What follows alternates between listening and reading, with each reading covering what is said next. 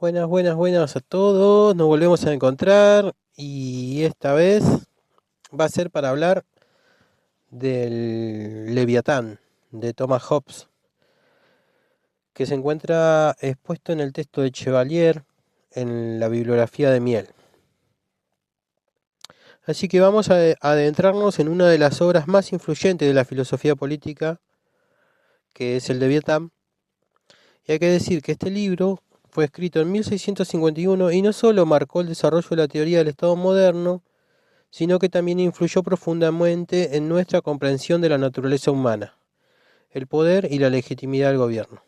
Así que acompáñenme mientras exploramos punto por punto los conceptos clave de esta obra, desde el estado de naturaleza hasta la figura del Leviatán, y cómo estas ideas se contrastan con la de otros filósofos.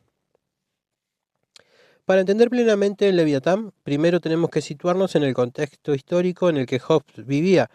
Estamos en el siglo XVII, en medio de la Guerra Civil Inglesa, una época de gran inestabilidad política y social.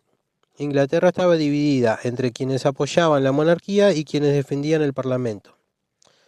Esta guerra no solo puso en cuestión la estructura política del país, sino también las bases de la autoridad y el poder.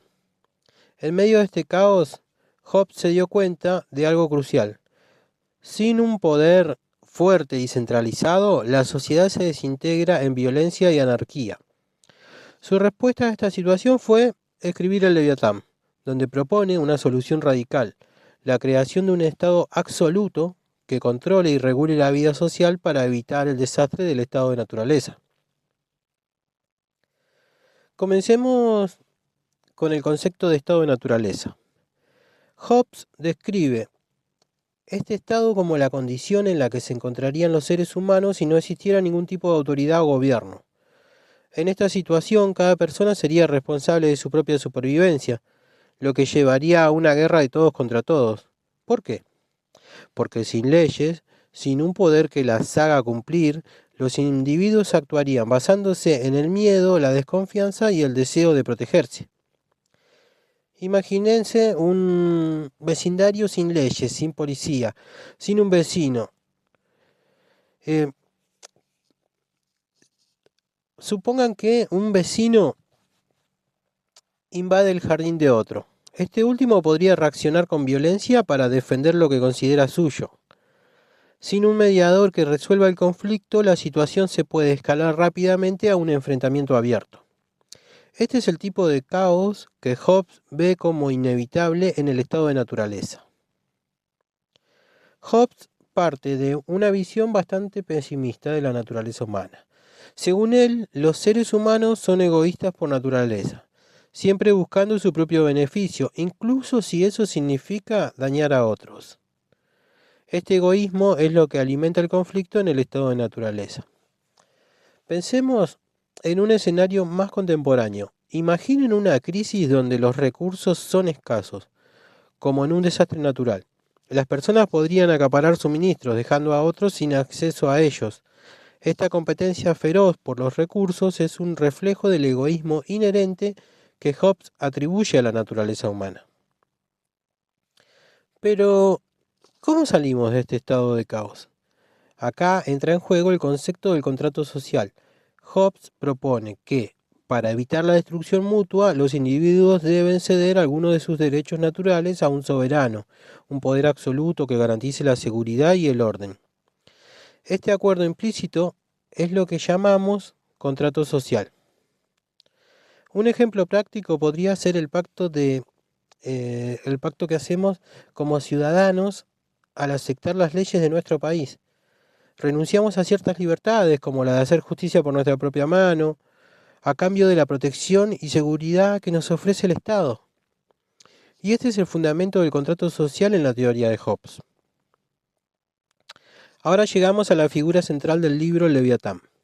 Este Leviatán es una metáfora del Estado, un poder absoluto que surge del contrato social. Hobbes argumenta que solo un Estado fuerte con autoridad incuestionable puede mantener la paz y evitar el retorno al estado de naturaleza. Este poder no tiene que estar limitado por cualquier debilitamiento, porque podría llevarlo al caos. Pensemos en un líder empresarial con autoridad total sobre una compañía. Este líder puede tomar decisiones rápidas y decisivas para mantener la estabilidad y la eficiencia de la organización. Sin embargo, si el poder se diluye entre muchos, las decisiones se vuelven más difíciles y la empresa puede caer en desorden. El Leviatán, según Hobbes, es similar. Su poder absoluto es necesario para la estabilidad social. Acá es donde contrastamos las ideas de Hobbes con las de otros filósofos. Mientras Hobbes defiende un poder absoluto, otros como John Locke y Rousseau ven las cosas de manera diferente. John Locke argumenta que el contrato social no tiene que otorgar poder absoluto al gobierno. Para Locke, los individuos tienen derechos naturales, inalienables como la vida, la libertad y la propiedad, que el gobierno debe proteger. Si un gobierno viola estos derechos, los ciudadanos tienen el derecho de derrocarlo.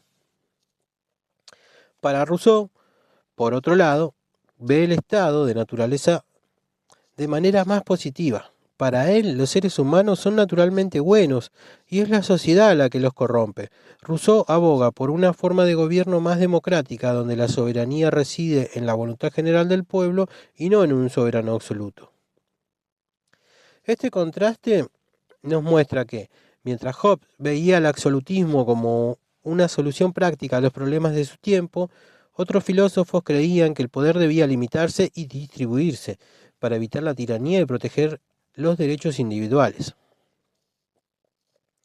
En resumen, el Leviatán de Hobbes es una obra que nos obliga a reflexionar sobre la naturaleza humana, el poder y la estructura del Estado.